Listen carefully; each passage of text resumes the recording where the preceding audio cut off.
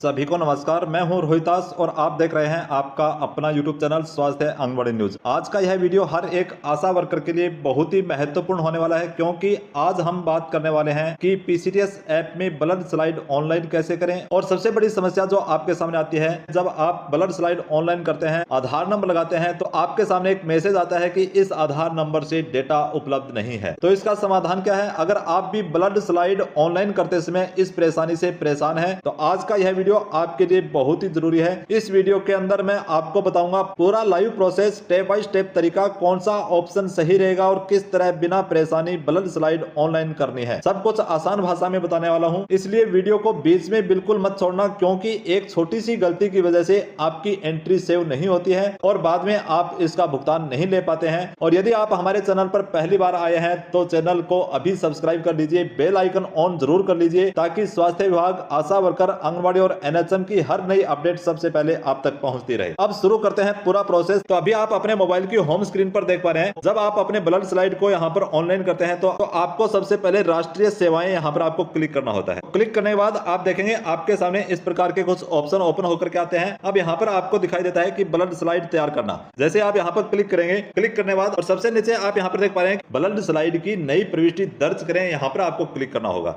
जैसे आप यहां पर क्लिक करते हैं, अब यहां पर क्लिक करते ही आपके सामने दो ऑप्शन ओपन होकर के आते हैं, जन आधार नंबर और आधार नंबर। तो अब सबसे बड़ी समस्या यहां पर आपके क्या आती है कि आप यहां पर आधार नंबर पर क्लिक करते हैं और आप यहां पर अपने आधार नंबर लगाते हैं। तो आधार नंबर लगाने के बाद नीचे बॉक्स पर आप टिक करेंगे और आगे बढ़ने पर जब क्लिक करते हैं तो आपके सामने एक मैसेज आता है कि दर्ज किए गए विवरण का डाटा उपलब्ध नहीं है। यहां पर आप देख पा रहे हैं दर्ज किए गए विवरण का डाटा उपलब्ध नहीं है, इस प्रकार का मैसेज आपके सामने आता होगा और इसकी वजह से आप अपने ब्लड स्लाइड को यहां पर ऑनलाइन नहीं कर पाते हैं और यहीं से आपकी सबसे बड़ी परेशानी शुरू होती है। तो बहुत सी आशा वर्कर मुझे लगातार मैसेज कर रही थी कि सर ब्लड स्लाइड ऑनलाइन नहीं हो रही है, आप इसका वीडियो बना करके हमें बताएं कि ब्लड स्लाइड ऑनलाइन कैसे करनी है। तो मैं आपको बता देता हूं, आधार नंबर काम नहीं कर रहा है, डेटा नहीं मिल रहा है। तो इसका समाधान क्या है, अब ध्यान से समझिए। तो देखिए, जैसा कि आप सबको पता है कि फिलहाल पीसीटीएस ऐप में आधार से डेटा फेच करने में तकनीकी समस्या चल रही है। आप कोई भी डेटा यहां पर आधार से जब अपडेट करने की कोशिश कर रहे हैं तो उसके अंदर कई प्रकार की परेशानियां आपके सामने आती है और इसकी जानकारी उच्च अधिकारियों तक भेज दी भी गई है और उम्मीद है जल्दी इसका समाधान हो जाएगा। लेकिन जब तक यह समस्या ठीक नहीं होती है तब तक आपको क्या करना है कि आधार नंबर से आपको डेटा यहां पर दर्ज नहीं करना है। आपको क्या करना है, आपको जन आधार नंबर का उपयोग करना है और यहां पर जन आधार नंबर लगाऊंगा। जैसे मैंने यहां पर जन आधार नंबर लगाए, नीचे बॉक्स पर यहां पर टिक किया और आगे बढ़ने पर क्लिक करोगे तो आप देखेंगे कि उस जन आधार से जुड़े सभी सदस्यों की सूची आपके सामने आ जाएगी। इस जन आधार के अंदर दो व्यक्तियों के यहां पर नाम थे, तो दोनों व्यक्तियों के यहां पर नाम आ चुके हैं। इसी प्रकार आप जो भी जन आधार नंबर यहां पर लगाते हैं, उस जन आधार के अंदर जितने सदस्य उससे जुड़े हुए होंगे उन सबका नाम आपको यहां पर दिखाई देगा।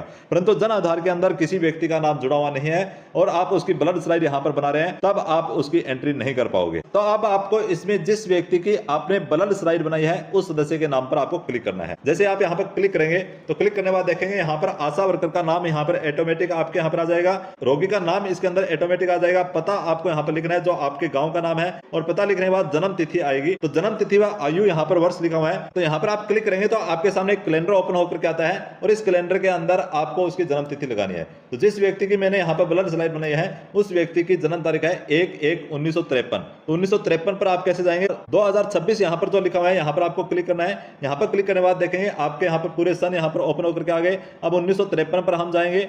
यहां पर देखिए 1953 पर मैंने यहां पर क्लिक कर दिया है। तो 1/1/1953 यानी 73 वर्ष का ये व्यक्ति है जिनकी मैंने यहां पर ब्लड स्लाइड बनाई है। यहां पर लिंग पुरुष है तो पुरुष पर क्लिक कर देंगे। बुखार की अवधि दिनों के अंदर, तो यहां पर आप बताएंगे कि कितने दिन से बुखार हो, तब आप उसकी ब्लड स्लाइड बना सकते हैं। तो आपको मैं बता देता हूं कि कोई भी बुखार, मलेरिया हो सकता है, ये आप सबको बताया जाता है। किसी भी प्रकार की कितने ही दिनों की बुखार हो, सभी की आपको ब्लड स्लाइड तैयार करनी होती है। तो यहां पर आपको ये नहीं देखना कि कितने दिनों से बुखार है, 1 दिन से, 2 दिन से, 3 दिन से, 5 दिन से, 10 दिन से, जितने दिन से बुखार है वो आप यहां पर डाल देंगे। तो जिस व्यक्ति की मैं यहां पर ये ब्लड स्लाइड बना रहा हूं उनके यहां पर 3 दिन से बुखार था, तो मैंने यहां पर 3 दिन लिख दिया है। उसके बाद आता है स्लाइड तैयार की तिथि, यानी किस तारीख को आपने उनकी ब्लड स्लाइड बनाई है। तो यहां पर मैंने इनकी मार्च महीने की 6 तारीख को ब्लड स्लाइड बनाई थी, तो मार्च महीने की 6 तारीख को मैंने यह ब्लड स्लाइड बनाई, मैंने ओके पर क्लिक कर दिया है। अब आप यहां पर ध्यान रखें कि ब्लड स्लाइड को 24 घंटे के अंदर अंदर लैब में जमा करवाना जरूरी होता है, यानी जिस दिन आपने ब्लड स्लाइड बनाई है उसी दिन या अधिकतम 24 घंटे के अंदर नजदीकी लैब तक पहुंच जानी चाहिए। ब्लड स्लाइड आपकी सही तरीके से बनी हुई हो, खराब नहीं हुई हो और आपको सही तरीके से जो लैब के नियम है उस नियम के आधार पर उसकी लाइन लिस्ट के साथ आप लैब के अंदर उस व्यक्ति की ब्लड स्लाइड जमा करवाएंगे। और यहाँ पर एक बहुत जरूरी बात है कि बहुत सी आशा वर्कर सिर्फ स्लाइड बनाकर भूल जाती है, लेकिन असली जिम्मेदारी उसके बाद शुरू होती है। जब लैब से रिपोर्ट आए तो पेशेंट को जाकर जरूर बताएं। यानी आपने ब्लड स्लाइड लैब के अंदर जमा करवा दी है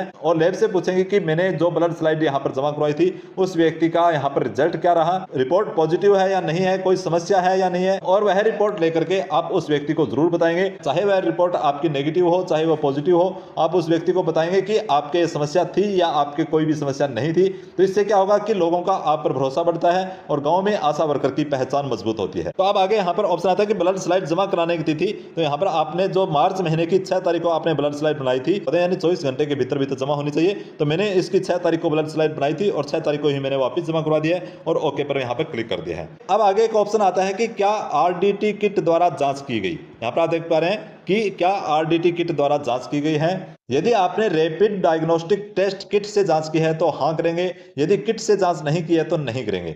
आज भी बहुत से उप स्वास्थ्य केंद्र पर आरडीटी किट उपलब्ध है, तो यदि सुविधा हो तो आप किट से भी जांच कर सकते हैं। यानी बहुत से उप स्वास्थ्य केंद्र पर आरडीटी किट बहुत सी मात्रा में पड़ी है और आप वहां से लेकर के आप अपने क्षेत्र के अंदर ये किट के द्वारा भी जांच कर सकते हैं। तो यहाँ पर मैंने कर दिया कि क्या रैपिड डायग्नोस्टिक टेस्ट किट के द्वारा जांच की गई, तो मेरे द्वारा यहाँ पर आरडीटी किट के द्वारा जांच नहीं की गई है, तो मैंने यहाँ पर नहीं पर क्लिक कर दिया है। तो ये सारी जानकारी भरने के बाद प्रविष्टि सेव करें पर क्लिक करें। सबसे नीचे आपके यहाँ पर आता है प्रविष्टि सेव करें। जैसे ही आप यहाँ पर क्लिक करेंगे तो आप यहाँ पर देख पा रहे हैं कि डेटा दर्ज हो गया है। आपने जो यहाँ पर डेटा भरा है वो पूरा दर्ज हो चुका है। तो अब आप यहाँ पर ओके पर क्लिक करेंगे। ओके पर क्लिक करते ही आपके सामने वापस वही होम पेज ओपन होकर क्या जाता है। यहाँ पर भी आशा वर्कर देखते हैं कि मैंने जो ब्लड स्लाइड बनाई थी वो दर्ज नहीं हुई है, वापस वही पेज आ चुका है। तो ऐसा कुछ नहीं है। अभी आप क्या करेंगे, वापस इसके अंदर बैक जाएंगे।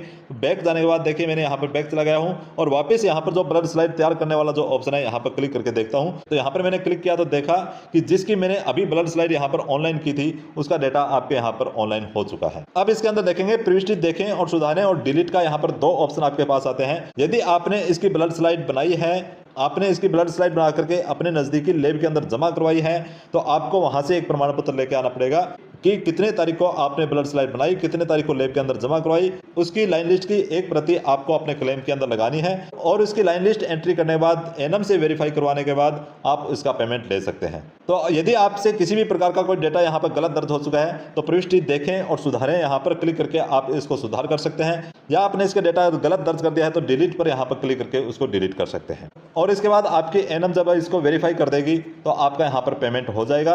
तो आप जब अपनी पूरी एंट्री ऑनलाइन कर देंगे तो बहुत से आशा वर्कर पूछते हैं कि सर इसका पैसा कैसे मिलेगा। तो ध्यान रखें, आपकी एंट्री सही होगी, वेरिफिकेशन सही होगा तो पेमेंट भी इसी ऐप के माध्यम से आपको मिलेगा। तो अब मैं आप सभी से एक सवाल यहाँ पर जानना चाहता हूँ जिसका जवाब आप कमेंट बॉक्स में लिख करके बताएंगे। क्या आपको भी इस प्रकार की जो डेटा दर्ज नहीं है वाली समस्या आपके सामने आई है? क्या इस वीडियो से आपकी समस्या का समाधान हुआ है? आपने पिछले 1-2 महीने में कितनी ब्लड स्लाइड बनाई और एक ब्लड स्लाइड का कितना भुगतान मिलता है? और सबसे जरूरी सवाल है कि एक आशा वर्कर 1 महीने में अधिकतम कितनी ब्लड स्लाइड बना सकती है? क्योंकि बहुत सी जगह सुपरवाइजर्स और अधिकारी अलग अलग बातें बताते हैं। तो आप अपना अनुभव कमेंट में जरूर लिखें, मैं खुद आपके कमेंट का रिप्लाई करूंगा। उम्मीद करता हूं आज का यह वीडियो आपके लिए बहुत उपयोगी रहा होगा। यदि जानकारी अच्छी लगी हो तो वीडियो को लाइक करेंगे, अपने सभी आशा व्हाट्सएप ग्रुप में इसे शेयर करें, चैनल को सब्सक्राइब करें ताकि स्वास्थ्य विभाग और पीसीटीएस ऐप की हर नई जानकारी आपको सबसे पहले मिलती रहे। मैं हूं रोहितास, मिलता हूं नेक्स्ट वीडियो में एक नई महत्वपूर्ण जानकारी के साथ। तब तक के लिए सभी को जय हिंद, वंदे मातरम।